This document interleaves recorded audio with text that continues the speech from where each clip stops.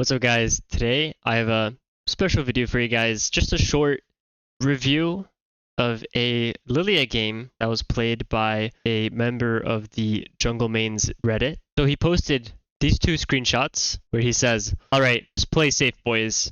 Ganking is gonna be a pain." Okay, don't take my word for it. Also, been in like the last 3 games where my laners die 3 times before level 5. And then the next picture, boom, mid lane, 1 death. AD carry, 1 death. Tom Kench, 1 death.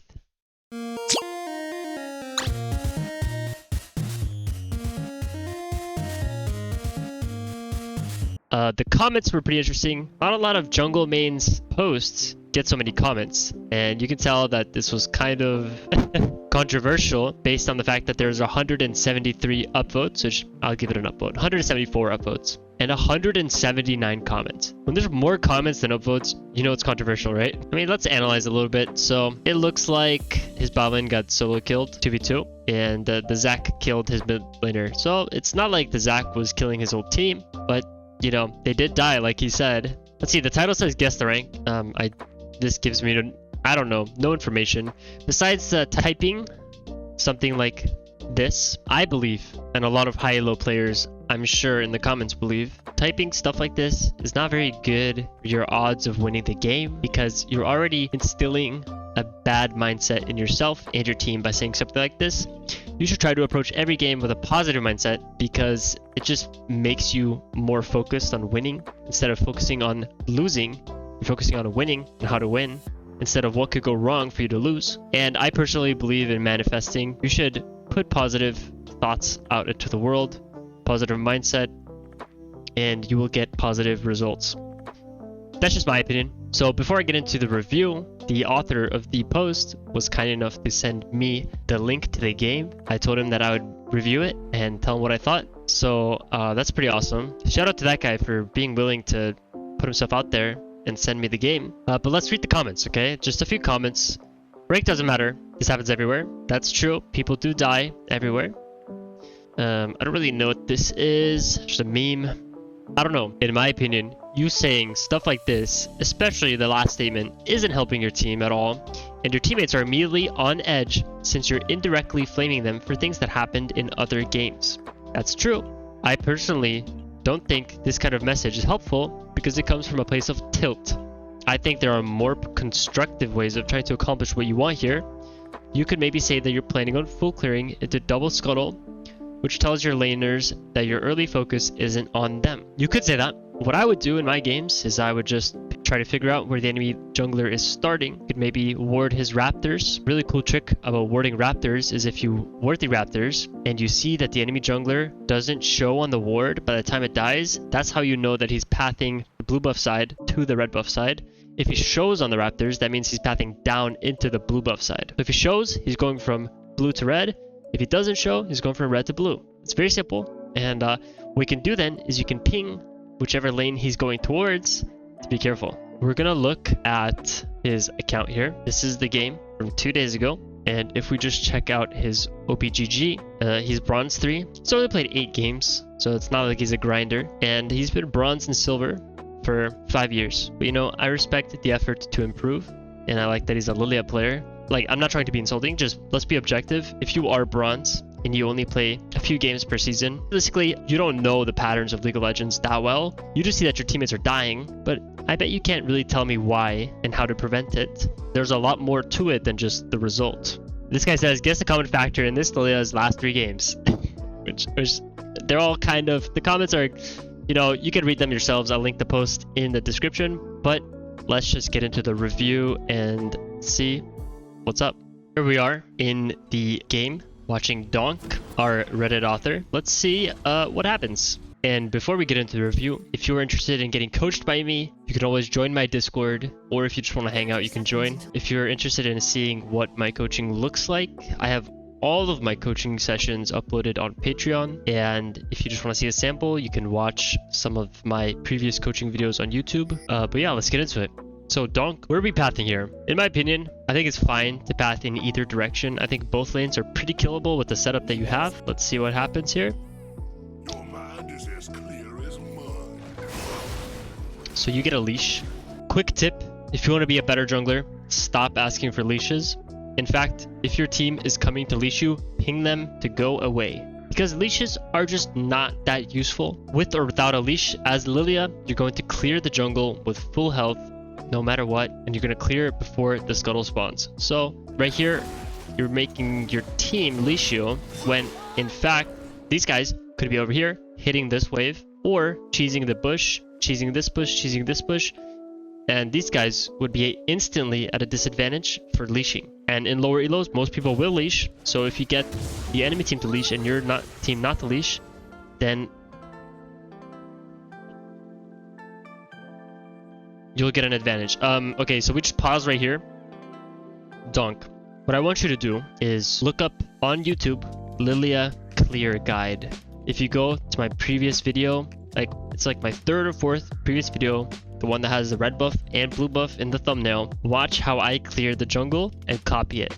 On any champion, if you are starting red buff, the second camp you go to should be Krugs. Almost all the time, okay? In the cases where you don't, is something that's much further up in ranks, much further. We don't need to think about that right now. After you do red buff, go to your Krugs next. And if you're curious to know why, think about the distance you have to travel if you go to your Raptors and then you walk all the way down to your Krugs.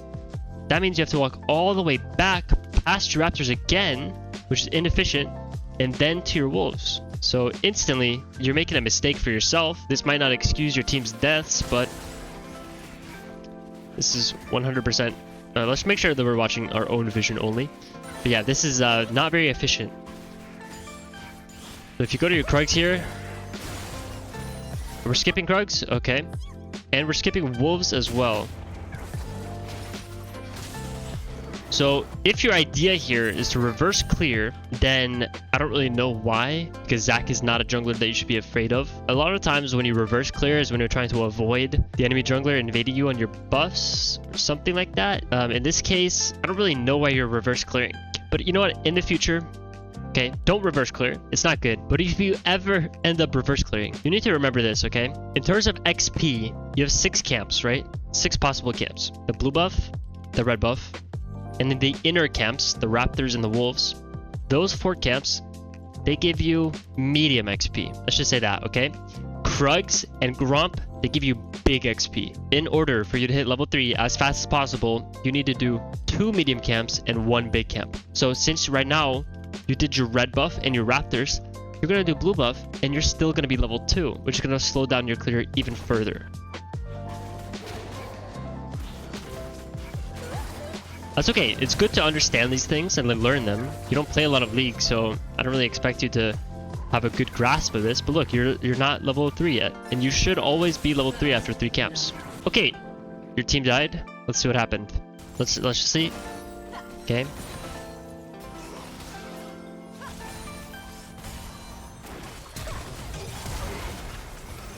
Alright, so I mean your bot lane, like I don't know, they kind of just they died, right? What more is there to say? These guys suck. They're bronze. Okay, but so does the enemy team, so you could probably carry. Mid lane gets ganked, but he somehow lives. And if you're wondering what you can do to avoid ganks like this, well, if you want to be super paranoid, you can think about it like this. You need to categorize every jungler in your mind as a farming jungler or a ganking jungler. And there's variety champions in the middle between those two. I think we can safely say that Zac is a ganking jungler, especially in low elo. People like to gank with Zac. When you're playing against ganking junglers, just think about this. When Zac is level 3, which is after 3 camps, he probably wants to gank. So since we just finished our 3rd camp, right? That means that he is also finishing his 3rd camp. And now, since he's a ganking jungler, there's a high probability that he's looking for a gank. So what can you do to avoid the gank? You should know, okay, I did my 3 camps, he did his. Now you need to combine that with the fact that you should have seen the enemy bot lane walk late into lane, right? They probably entered bot lane at the same time as your bot lane because your bot lane also leashed, right? So that means that their bot lane leashed. So you know for a fact that Zac started blue buff, which means that he probably did his blue, his Gromp, and his Wolves, and then that would leave level 3 ganks to be maybe, I don't know, maybe he could gank bot lane, maybe he could gank mid lane. So if I were you, I would danger ping over here and danger ping over here. Maybe a little bit on top of them too. Make them know that this ganking jungler could gank right now. Now, doing all that might take a little bit of practice, a little bit of awareness, but if you practice these things that I'm telling you, and you do them every game, your team is going to die a lot less from ganks. Alright, so you did your Gromp now, and you're looking for a gank. But in your post, you said that you weren't planning on ganking the AP Nasus, so I'm a little confused why you're ganking. And here is a pro challenger Lillia tip. You should never throw out your E like this, because your E is a very easy skill shot to dodge. It's very slow. What you should really do is you should approach the lane from all the way here, make a little hook, like an arc, and try to flank them. And then you use your Q first, and then you auto attack with your red buff. Auto attacking with your red buff slows people, and then you can throw your E when you're on top of them, which is a lot harder to dodge. But this is a bad gank. I can already tell you that this is a bad gank, and we shouldn't go for this. And the way you tell what a bad gank is, you can come here. This is fine. You can look. This wave is kind of pushed up for Nasus, so you know, maybe you could look for a gank. Your Trundle is low health and the Nasus is full health, and it looks like he's respecting you, right? He's kind of just standing on the edge. If he was like fighting the Trundle, I would probably go for the gank, but he's not. And while you're doing this, your wolves and your Krugs are alive, just sitting there waiting for someone to clear them. You know what I mean? You are sitting here betting on that maybe this Nasus will be an idiot and walk up and die to your gank, and then you'll get 300 gold when you could get guaranteed golden XP for just doing these camps. And that's my next and final point for this small little review, is you should try to full clear in a line. Notice how I told you to do red buff, Krugs, Raptors, Wolves, Gromp, and Blue, right? You could do it in that order, or you can do Wolves, Blue, Gromp, obviously. But the point is to keep your 4 primary camps, the ones that spawn every like minute 40 seconds or 2 minutes. These 4 camps right here, you should be clearing them in a line in one direction, right? You either clear from bot to top or from top to bot, and you keep them in a line every single time, especially when you're playing a champion like Lillia. Doing what you did this game, where you do your Raptors and your Gromp and you leave these 2 alive, is very bad, because now your camp spawn timers are disconnected. And additionally, if you were to recall and do your camps now, your Krugs would be still level 1, which gives you level 1 XP, right? Your camps level up over time, so that's why you need to kill them every time they spawn, so that they level that the next time they spawn, they'll be higher level, you get more XP, and so you're just losing out on XP by not doing this. Free resources that don't take any risks, you should always go for them. Anyway, I hope you learned something. I hope you enjoyed, and if you are interested in my learning methods or learning more, just subscribe to the channel, like the video, and stay tuned for more videos like this. Thanks for watching.